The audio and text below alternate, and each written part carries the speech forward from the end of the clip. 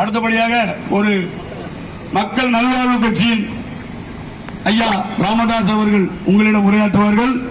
அண்ணன் பொன்குமார் அவர்கள் வந்து வெகு நேரமாக அமர்ந்து கொண்டிருக்கிறார். என்னுடைய அழைப்பினை ஏற்று வருகை தந்தமைக்கு அவருக்கும் ஒரு நன்றியை தெரிவித்துக் கொள்கிறேன். தன்னுரிமை கழகத்தின் சுந்தரராஜன் அவர்கள் தென்திரி பேரையில் இருந்து அமர்ந்து கொண்டிருக்கிறார். அவரையும் வருக வருக என நான் வரவேற்கிறேன். ஒவ்வொருவர்களுடைய பெயரை சொல்லவில்லை என்று தப்பாக நினைக்க வேண்டாம். எனது தம்பி பிலிப் ராஜசேகர் ஆறுமலையில் இருந்து நான் அழைத்தவுடன் இங்கே வருகை தந்திருக்கிறார். அவருக்கும் எங்கள் கட்சியின் சார்பாக மக்கள் நல்வாழ்வு கட்சியின் சார்பாக வருக வருக என வரவேற்கிறோம். தமிழக தன்னுரிமை கழகத்தின் பொறுப்பாளர்கள் கன்னியாகுமரியில் இருந்து வருகை தந்திருக்கிறார்கள். அவர்களையும் வருக வருக என வரவேற்கிறோம்.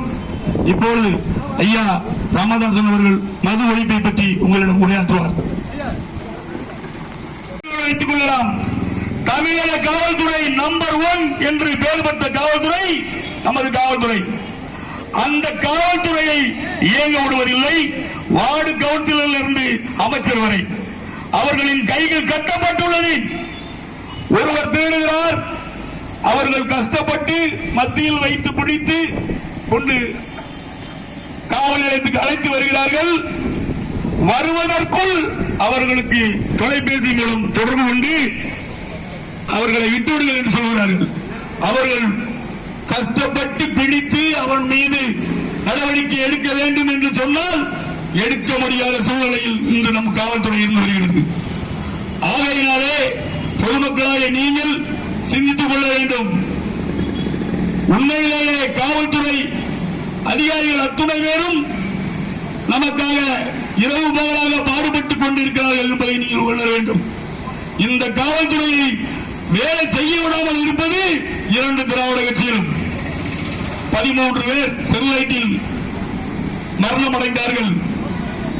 ஒரு முதல்வர் பதவிதான் முக்கியம், நான் டிவியில் பார்த்தேன் என்று மிகவும் வேதனையான அறிக்கை விட்டிருந்தார் நம்ம எடப்பாடியார் அவர்கள்.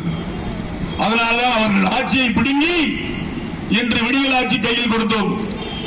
ஒரு நாளும் இன்று 3 வருடங்கள் கடந்து செல்லக்கூடிய காலத்தில் விடியல் என்பதே இல்லை, இருளாகத்தான் இருக்கிறது. ஆகையினாலே என் அன்பு உள்ளங்களே, என் தொப்புள் கொடி உறவுகளே, மீனவ சமுதாய மக்களே, குடிக்கு அடிமையாகிக் கொண்டு எதையும் தருகிறார்கள், வாங்கி நாம் சாப்பிடுகிறோம் என்று வாழாமல் நமக்கு என்று உரிமை, நமக்கு என்று ஒரு கொள்கை, நமக்கு என்று ஒரு தன்மானம், நம் குடும்பம் இருக்கிறது என்று சிந்தித்து செயல்படுங்கள்.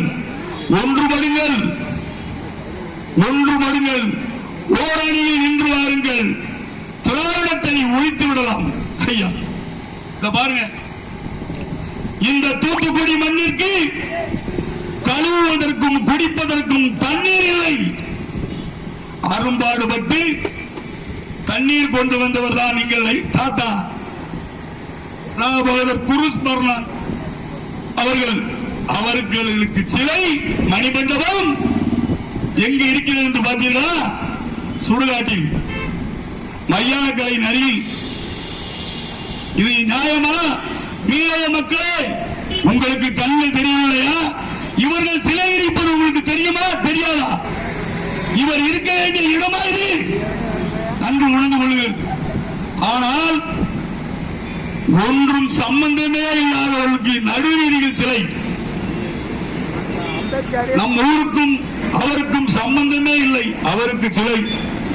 கப்பல் ஓட்டிய தமிழன், செக்கெழுத்த செம்மல் வாவு சிதம்பரனார், அவருக்கு சரியான ஒரு வீதியின் பெயர் இல்லை, ஒரு உருவ சிலை ஒரு பஜாரிலோ இல்லை மெயினிலோ இல்லை. ஆனால் துறைமுகத்தில் ஒரு சிலை உள்ளது. நான் ஏன் இதெல்லாம் கூறுகிறேன் என்றால், நமது தூத்துக்குடி மண் அண்ணன் செல்வம் அவர்கள் கூறியது போல் வீரம் வாய்ந்த மண், இதற்கும் துணிந்த மண். ஒரு முடிவை எடுத்தால் முடிவுவரை விடமாட்டார்கள் என்பது அறிந்த மண் இந்த மண்.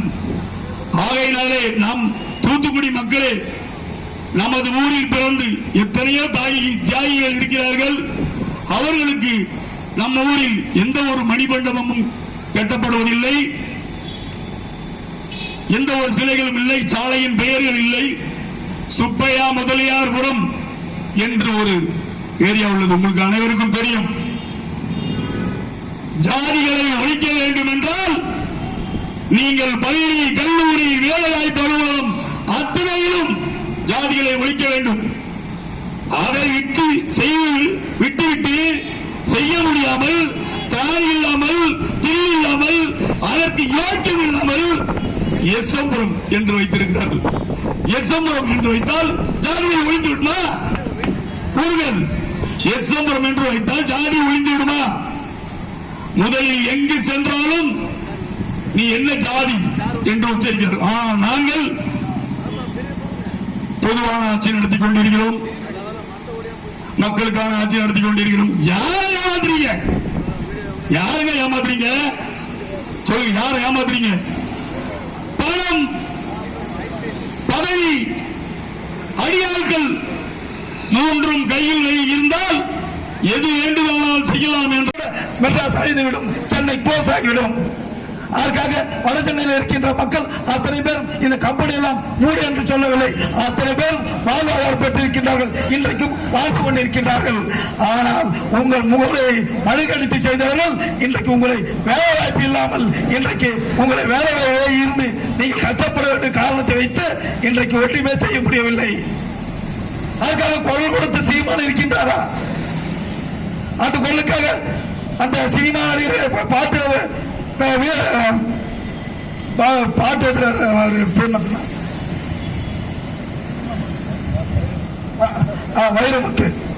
வைரமுத்து, சூர்யா, விஜய் சேதுபதி இவெல்லாம் அந்த ஆளை மூணு சொன்னா.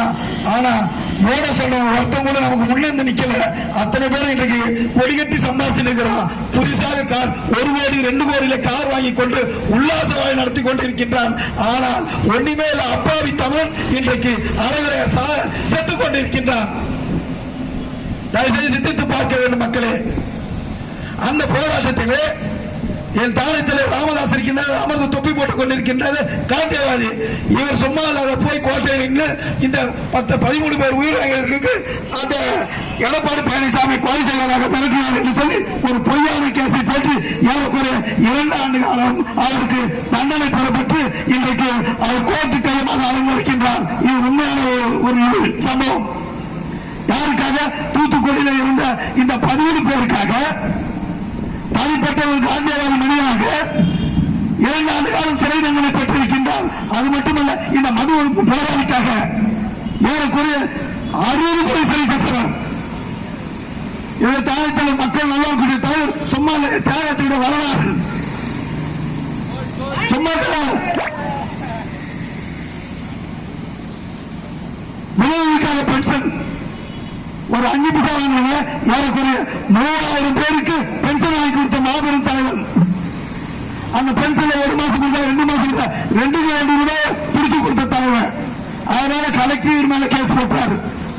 போட்ட கலெக்டர் செத்து போயிட்டாரு. இன்னும் அது கேஸ் நடந்துகிறது. மது, இந்த மது யார் ஆரம்பிச்சிருந்து? ஜெயலலிதா காலத்தில் ஜெயலலிதா என்ன சாதனை செய்தார்?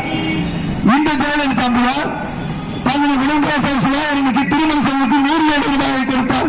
என்ன குழந்தைய 12 குழந்தையா 30 வயசு குழந்தைக்கு. அதற்கு பின்னர் ஆட்சியமைத்துக்கு பின்னால் அந்த சக்கரை இந்த சாராளுக்கு யார் வழிகாட்டியாக அமைத்தார்? உயிர் தேவை என்று சொன்ன சசிகலாவை அவரை அர்ப்பணித்தார். அந்த சாராக்கள் மேலாளிகள் அவர்கள் தான் இருந்தார்கள்.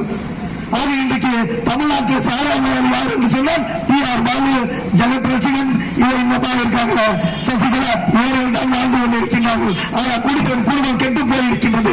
வாழ்வாதாரம் இல்லை. கேட்டாது திராவிட மாடல் அரசு. எது திராவிட மாடல் அரசு? இன்றைக்கு பள்ளிகள் போடப்படுகிறது. அவருக்கு ஒழுங்கான சம்பளம் கொடுக்கப்படவில்லை. பஸ் தொழிலாளர்கள் இருக்கின்றார்கள். அவர்களுக்கு 15 அம்சம் கோரிக்கை ஏற்பட்டது. ஊதிய உதவி கேட்டார்கள், அவருக்கு ஊதிய உதவி இல்லை. இன்றைக்கு மின்சாரம் தடைபட்டு 2 நாட்கள் கிடைக்கின்றது. குடிப்பதற்கு தண்ணி இல்லை. இங்கே திவான் பகதூர் இருந்த வாழ்ந்தார் சரித்திர மன்னன். அவருக்கு சிலை வைத்திருக்கின்றார்கள். அவர்கள் பரவாயில்லை. பேராவுக்கு சிலை வைத்துக் கொண்டிருக்கின்றார். இவர் குடிப்பதற்காக தண்ணியை கொடுத்தார். இந்த திருநெல்வேலி மாவட்டத்திற்கு இவர் குடிப்பதற்கு சாராயத்தை கையெழுத்து போட்டார். இது பேராவுக்கு நினைவு சின்னம். தயவுசெய்து பொதுமக்கள் எல்லாம் சிந்தித்து பார்க்க வேண்டும். ஒவ்வொரு அமைச்சரும் இன்றைக்கு ஊழல்வாதியாக தான் இருந்து கொண்டிருக்கின்றான். சென்ற அமைச்சர்கள் ஜெயலலிதா அமைச்சர்கள் செந்தில் பாலாஜி இன்றைக்கு சிறைக்கூடத்தில் இருக்கின்றார், ஜாமீன் கிடையாது. அதற்கு பின்னால் எங்கே குடியாட்சி நடக்குதா இல்லையே, மன்னராட்சி. அந்த மன்னராட்சி இன்னைக்கு தமிழக மு.க. ஸ்டாலின், அந்த மு.க. ஸ்டாலின் பிள்ளை கட்சிக்கு வைத்தவரா, முன்னேற்றத்துக்கு அடிக்கோல் போட்டவரா, எந்த இடத்திலும் இல்லை. இருந்தாலும் அங்கே என்ன நடந்து கொண்டிருக்கின்றது, மணிநகரம் சொல்லப்படுகிற அவர்களுக்கு விளையாட்டுத்துறை அமைச்சர், அந்த விளையாட்டுத்துறை அமைச்சர் மவுண்ட் ரோடு நல்லா இருக்கின்ற அந்த ரோடை பள்ளமாக்கி காங்கிரஸ் நடத்தி அரசு பணத்தை வீணடித்திருக்கிறார். யார் கேட்பது? இவர்கள் போட்ட பல இன்றைக்கு மாநகராட்சி மேயர்கள் இன்றைக்கு ராஜினாமா செய்து ஓடிக்கொண்டிருக்கின்றார்கள். ஊழல் பருத்து ஓடிக்கொண்டிருக்கின்றது. இன்றைக்கு சாதாரண ஊழல் என்று சொன்னால் மூளையாட்டு என்று சொல்கிறார். அவர் கேட்டால் அவர் வேலை செய்துவிட்டு அவர் தூங்குவதற்கு அவர் உழைத்து கஷ்டப்பட்டுக் கொண்டிருக்கின்றார். அவருக்கு சம்பாதிப்பது 700 ரூபாய். அந்த 700 ரூபாய் அவர் குடித்து விடுகிறார். அவர் குடித்து மூத்தத்தை அங்கே போயிடலாம். ஆகையால் இப்பேற்பட்ட இந்த இடத்தில் எவ்வளவு ஒரு மோசமான நேர்மை குடிப்பதற்கு யார் கற்றுக் கொடுத்தது? சாராயத்தை ஊற்றி பூராணம் கேட்டவன் யார்? தயவுசெய்து நீங்க சிந்திக்கணும். இன்றைக்கு அந்த கள்ளங்குறிச்சியில 69 பேர் செத்தாங்க. ஏன் தெரியாதா? காவல்துறைக்கு தெரியாதா யார் சாராயம் காசுனா? அந்த வட்டத்துக்குள்ள யார் சாராயம் காசு? உங்களிடத்தில் உரையாற்ற வருகிறேன் வரவேற்கிறேன்.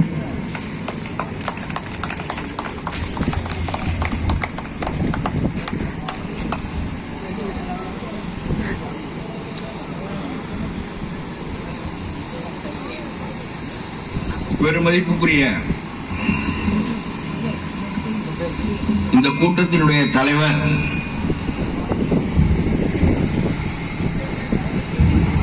தமிழ் மொழி இன உணர்வு மிக்க பாவேந்தன் அவர்களே, முன்னிலை வைக்கின்ற பிரசன்னகுமார் அவர்களே, அருமை நண்பர் பீமராஜா அவர்களே, எனக்கு முன்னாலே உரையாற்றிய ராமதாசன் அவர்களே, தங்கவேல் அவர்களே, மதிப்புக்குரிய எம்.டி. செல்வம் அவர்களே, தென் திருப்போரையிலிருந்து தமிழ்நாடு தன்னுரிமை கழகத்தினுடைய மாவட்ட அமைப்பாளராக இங்கே வருகை தந்திருக்கின்ற இவ்வளவுக்கும் அவருக்கு கால் நடப்பது கொஞ்சம் சிரமம். ஒரு விபத்தில் ஏற்பட்ட குறைபாடு அது. ஆனாலும் கூட தன்னுடைய துணைவியாரை துணைக்கு அழைத்துக் கொண்டு இந்த பேருந்தில் ஏறி இறங்கி இவ்வளவு பாடுபட்டு இந்த கூட்டத்திற்கு அவர் வருகை தந்திருப்பது என்பது நாம் எல்லோரும் ஒரு நாள் ஒன்றிணைய போகின்றோம் என்கின்ற அடிப்படையிலே தான். மக்கள் நல்வாழ்வு கட்சியும் சரி, காமராஜர் லட்சிய பேரவையும் சரி, இது போன்ற சின்ன சின்ன அமைப்புகள் எல்லாம் ஒன்றாக திரண்டு தமிழ்நாடு தன்னுரிமை கழகம் போன்ற அரசியல் அமைப்புகளிலே கலந்து செயல்படுகின்ற போது அதற்கு ஒரு பெரிய வலிமை வரும். ஒத்த கருத்துடையவர்கள் திட்டாக இருப்பதினால் பயனில்லை. ஒத்த கருத்துடையவர்கள் ஒன்று கூடி நின்றால்தான் தேரை இழுக்க முடியும். ஆகவே இதை நான் ராமதாசனிடமும் செல்வத்திடமும் மற்றவர்களிடமும் பாவேந்தரிடமும் சொல்லி இருக்கின்றேன். ஒரே கொள்கை அல்ல, மது ஒழிப்பு மட்டுமே கொள்கை அல்ல. திமுக ஒழிக்கப்பட்டால் மது ஒழிந்துவிடும். திமுக தான் இந்த மதுவை தமிழ்நாட்டுக்கு கொண்டு வந்தவர்கள். கருணாநிதி செய்த அரும்பெரும் சாதனை அதுதான்.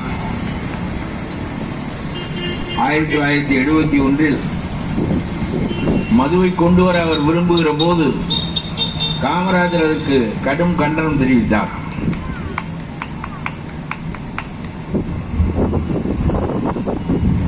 காமராஜருடைய தொண்டர்கள் தான் இப்பொழுது தமிழ்நாடு தன்னுரிமை கழகத்திலும் நம்முடைய ராமதாசன் போன்ற மக்கள் இயக்கங்களிலும் பங்கு கொண்டிருக்கிறவர்கள்.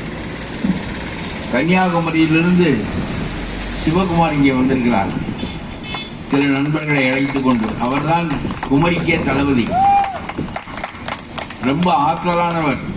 எல்லா நேரமும் கட்சியை பற்றி தான் சிந்திப்பார். இவர்களெல்லாம் என்றைக்கு விரட்டுகின்ற நிலை வரும் என்று அவர் சொல்லிக் கொண்டே இருப்பார். எப்பொழுது இவர்களை விரட்டப் போகிறோம் என்று அவர் சொன்ன அந்த சொல்லை வைத்துத்தான் பாவேந்தன் நடத்துகிற இந்த கூட்டத்திற்கு விரட்டி அடிக்கின்ற காலம் வரும் என்று தலைப்பு கொடுத்தார். ஏனென்றால் எப்பொழுது விரட்டுவது என்று சிவகுமார் கேட்டுக் கொண்டிருக்கிறாரே, விரட்டுகின்ற காலம் வரும் என்று அவருக்கு அமைதி கூறுகின்ற வகையில் இந்த கூட்டத்திற்கு தலைப்பு அமைக்கப்பட்டது. நான் உங்களுக்கு ஒன்று சொல்லுகின்றேன். பெரும் கூட்டங்களை அவர்கள் திரட்டுவது என்பது பணம் கொடுத்து, சக்தி முட்டி கொடுத்து, வாடகைக்கு பணம் கொடுத்து இப்படிலாம் பேசுகிறார்கள்.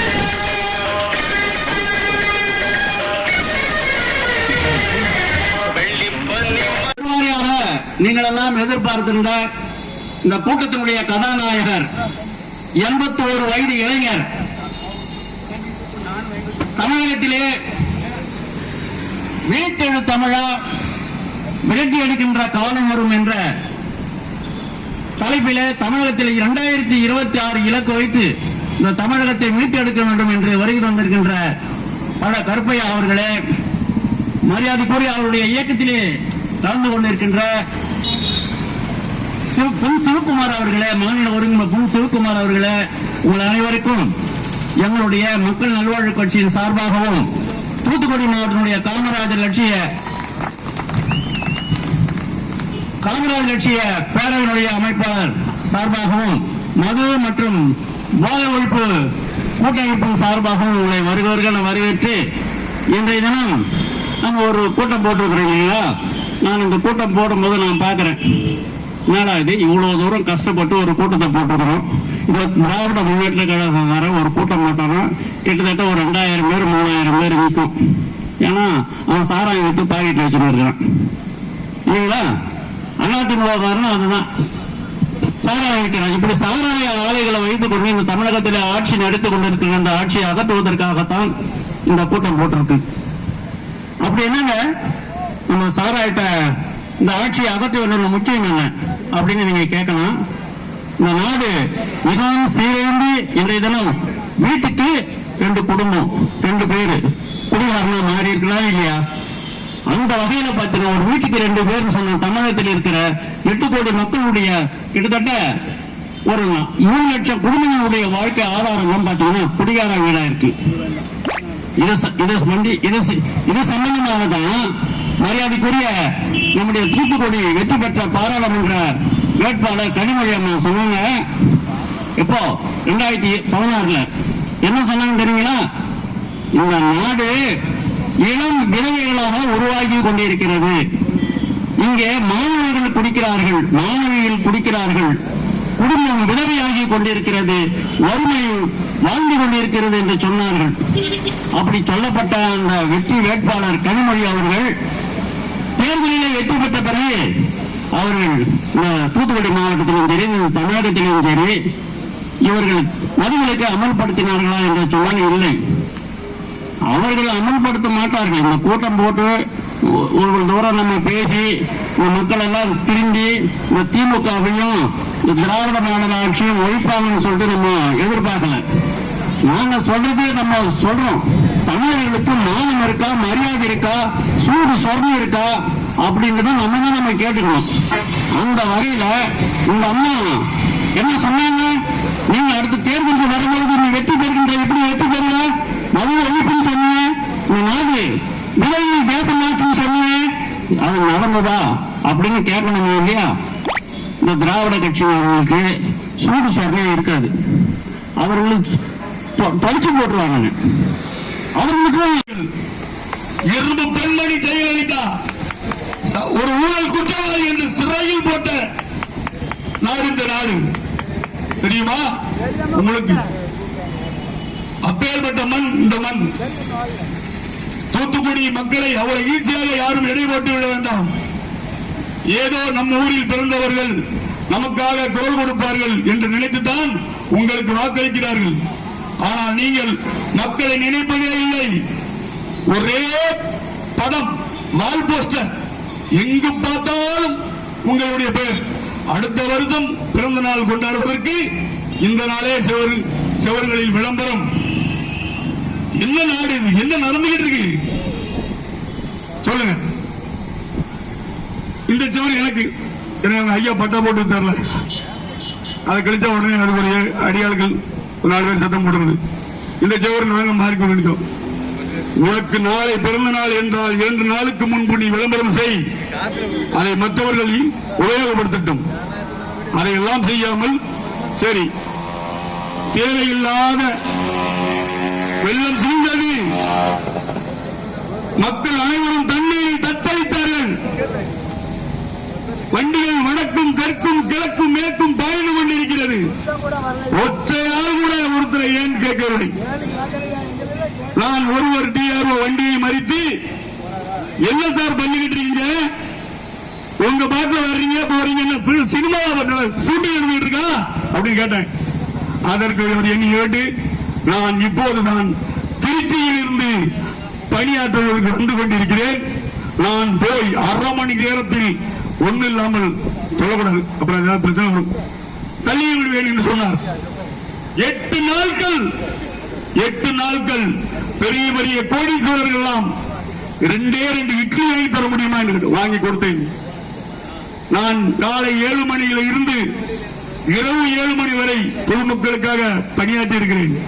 இந்த வெள்ளத்தோடு செப்டம்பர் மாதம் இதே 15ஆம் தேதி நேரடியாக கடம்பாக்குளத்திற்கு சென்று வீடியோ ஒன்றை எடுத்து மாண்புமிகு முதல்வர் அவர்களே, உங்கள் திருச்செந்தூர் தொகுதி எம்எல்ஏ அமைச்சருமான அனிதா ராதாகிருஷ்ணன் அவர்களை அழைத்து பேசுங்கள். கடலிலும் பெரிது கடம்பா, தென் மாவட்டத்தில் கடம்பாக்குளம், அதையால் விவசாயிகளும் மக்களும் அதிகமாக பலனடைந்து கொண்டிருக்கிறார்கள். உடனடியாக கவனத்தில் எடுத்து அதை தூர்வாருங்கள். இல்லை என்றால் இந்த மழை வெள்ளத்தில் மிகவும் பாதிக்கப்படுவார்கள் மக்கள் என்று நான் முகநூலில் பதிவிட்டிருக்கிறேன், முதல்வருக்கு தெரிவித்திருக்கிறேன். ஆனால் இவன் என்ன சொல்வது, நாம் என்ன செய்வது என்று விட்டுவிட்டார்கள். பெரிய அளவிலே ஆதரவு தர வேண்டும். அப்படி இல்லை என்றாலும் நம்மை போன்ற போராளிகள், செயல் வீரர்கள் தொடர்ந்து மக்களிடையே பணியாற்றி கொண்டே இருக்க வேண்டும். அப்பொழுதுதான் மதுவிலக்கு போன்ற கருத்துக்களை எல்லாம் நாம் மக்களிடையே கொண்டு செல்ல முடியும். நிச்சயமாக இன்று மதுவிலக்கு என்பது பேசு பொருளாக தமிழகம் முழுவதும் ஒரு முக்கிய கருத்தாக வந்துள்ளது. இதற்கெல்லாம் காரணம் ராமதாஸ் போன்ற தொண்டர்கள் தொடர்ந்து மதுவிலக்கு பிரச்சாரத்தை செய்து கொண்டிருப்பதுதான். அது இன்று ஒரு தமிழகத்திலே ஒரு எரிகின்ற பெரு நெருப்பாக திருமாவளவன் அவர்கள் மதுவிலக்கு மாநாட்டை விழுப்புரத்திலே நடத்துகின்றார். நம்முடைய தமிழக முதல்வர் மதுக்கடைகளை நடத்துவதில் எங்களுக்கு விருப்பமில்லை என்று கூறியுள்ளார். ஆனால் இவர்கள் எல்லோருமே அக்டோபர் 2க்கு பிறகு இந்த மதுவிலக்கு என்ற சப்ஜெக்டை மறந்து விடுவார்கள், வேறு கருத்துக்களுக்கு சென்று விடுவார்கள். ஆனால் நம்மை போன்றவர்கள் எல்லாம் தொடர்ந்து இந்த மதுவிலக்கு என்ற தீபத்தை ஏந்தி தமிழகம் முழுவதும் பற்ற வைக்க வேண்டும்.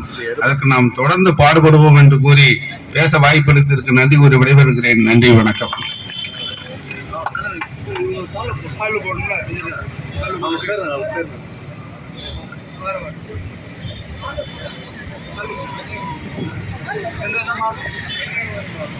கன்னியாகுமரி மாவட்டம் பொன் சிவகுமார், ஆர் மணிகண்டன், விஜயகுமார், சதாம் ஹுசேன், தாஸ், மஜீத், தமிழ்நாடு உரிமை கழக கன்னியாகுமரி மாவட்டம். மொத்தமே போடுறேன் சொல்லுங்க சாலு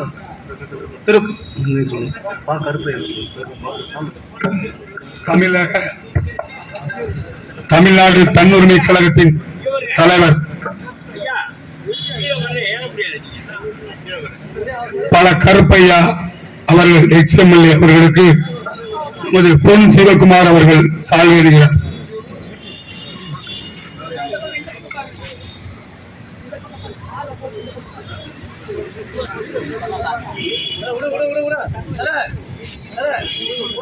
நீங்க போட்டு அந்த பக்கம் நின்று பாருங்க.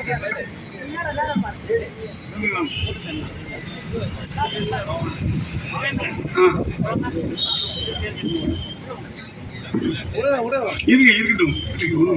தலைவர் எப்ப நம்ம தலைவர் தான்.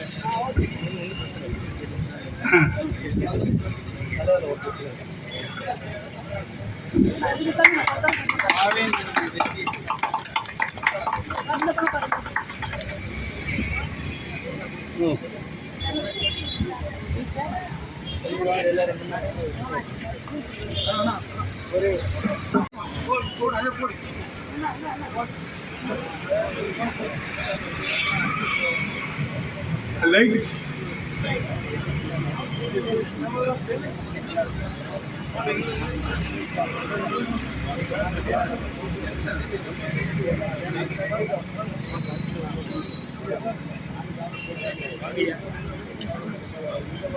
चालू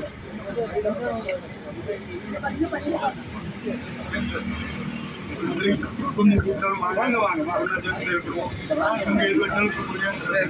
ஓகே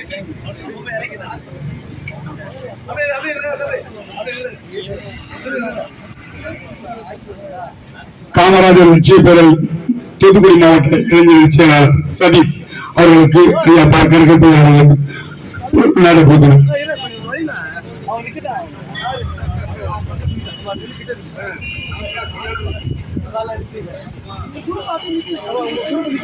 இல்லைங்க அப்படி ஒன்பது இல்லைங்க ஐயா கூட போட்டோ எடுத்துக்கலாம் அப்படி இல்லைங்க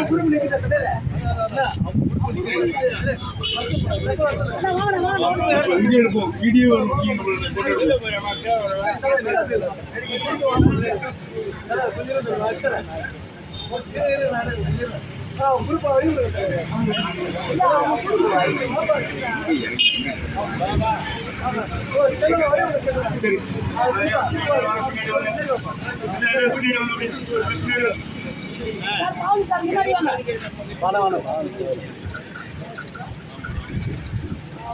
ஓகே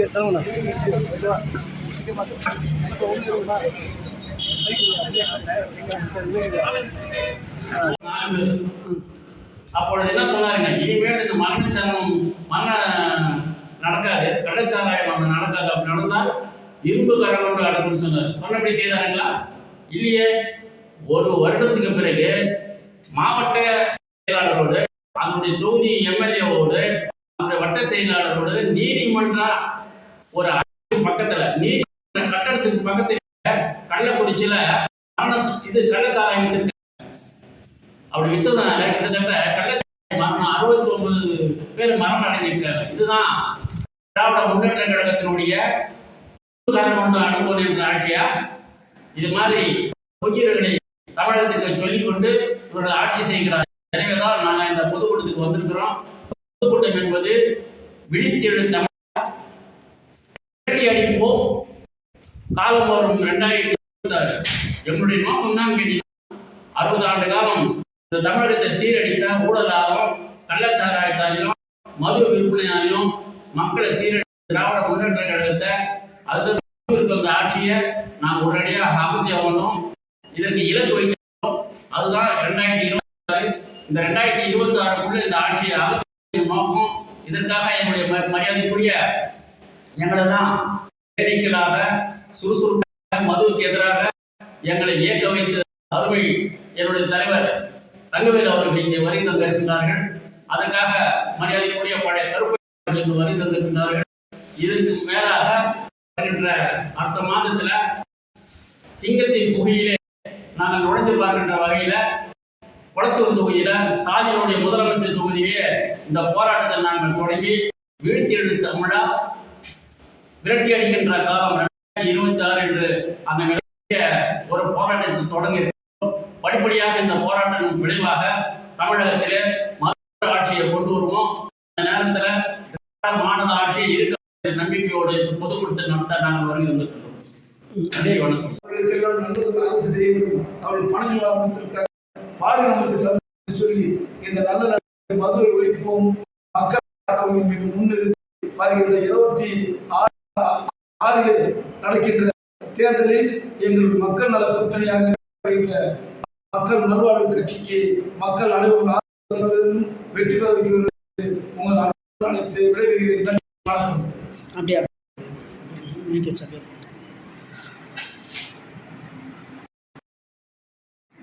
ஆக்ஷன். என் பெயர் எம்பி செல்வம், மக்கள் நல்வாழ்வு கட்சியுடைய மாநில பொதுச் செயலாளர். மக்கள் நல்வாழ்வு கட்சியின் மது மற்றும் போதை விழிப்புணர்வு கூட்டமைப்பின் சார்பாக இன்றைக்கு பல்வேறு தியாகிகள் பெற்றெடுத்த தியாக தொகுமாவுடைய தூத்துக்குடி மாவட்டத்தில் எங்களுடைய மதுவிலக்கு பிரச்சாரத்தை முதலிலே முழங்குகின்ற ஒரு பொதுக்கூட்டத்தை ஏற்பாடு செய்து அந்த பொதுக்கூட்டத்திற்காக தலைமை தாங்குகின்ற தம்பி பாவேந்தன் அவர்கள் மற்றும் மது ஒழிப்பு போராளியும் மதுமுறை சிறை சென்றவருமான எங்கள் அன்புக்குரிய மாநிலத்துடைய தலைவர் ஐயா ராமதாஸ் ஐயா அவர்களையும் மற்றும் மாநிலத்துடைய தலைவராக இருக்கின்ற பழக்கற்பியா அவர்களையும் மற்றும் மது ஒழிப்பு போராளியாக வந்திருக்கின்ற வழக்கறிஞர் தங்கவேலையா அவர்களையும் மற்றும் பீமராஜன் விருதுநகர் அமைப்பாளர் அவர்களையும் வரவேற்கின்றோம். மது என்பது நாட்டுக்கும் வீட்டுக்கும் கேடு என்று அரசு முத்திரை குத்தி ஒவ்வொரு மாவட்டத்திலும் தாலுகாவிலும் பதிய வைத்திருக்கின்றார்கள். ஆனால் அவர்கள் வாங்கி குடிக்க வைப்பதற்கு இந்த அரசு இருக்கின்றது ஒழிய இதனால் மக்கள் தினம் தினம் குடித்து சாகுகிறார்கள். அதன் விளைவு இந்த தேசம் விதவைகளாக்கப்படுகிறது. எந்த அரசு மது குடித்தால் மரணம் அடைந்துவிடுவார் என்று போஸ்டர்கள் போடுகிறார்களோ அதே அரசு மதுவை குடிக்க சொல்லி விற்பனை செய்கின்றது. போதைப் பொருட்களால் அது போதை அல்லவா? குட்கா ஒன்றிதான் போதையா? சாராயம் போதை அல்லவா? மதுபானம் போதை இல்லையா? அந்த மது போதையால் மாணவர்கள் மற்றும் இளைய தலைமுறைகள் இவ்வளவு கெட்டு பல கூட்டில் பலாத்காரம் இவையெல்லாம் இந்த நாட்டிலே நடந்து கொண்டிருக்கின்றது. அன்றைய தினம் இதை ஆளுகின்ற முதல்வர் ஸ்டாலின் ஐயா அவர்கள் என்ன சொன்னார்? 28 நான் ஆட்சிக்கு வந்தால் பூரண மதுவிலக்கை கொண்டு வருவேன் என்று சொன்னார்கள். ஆனால் ஆட்சிக்கு வந்த பிறகு அதிகமான டாஸ்மாக் கடைகள் திறக்கப்பட்டு இன்றைக்கு 50,000 கோடி ரூபாயை அதன் மூலம் பெற்று மக்களை இன்னும் கண்முடித்தனமாக இலவச பொருளை கொடுத்து இந்த நாட்டை சீரழித்துக் கொண்டிருக்கின்றார்கள். இந்த தொகுதியிலே 2வது முறையாக வெற்றி பெற்றிருக்கின்ற கனிமொழி அம்மையார் அவர்கள்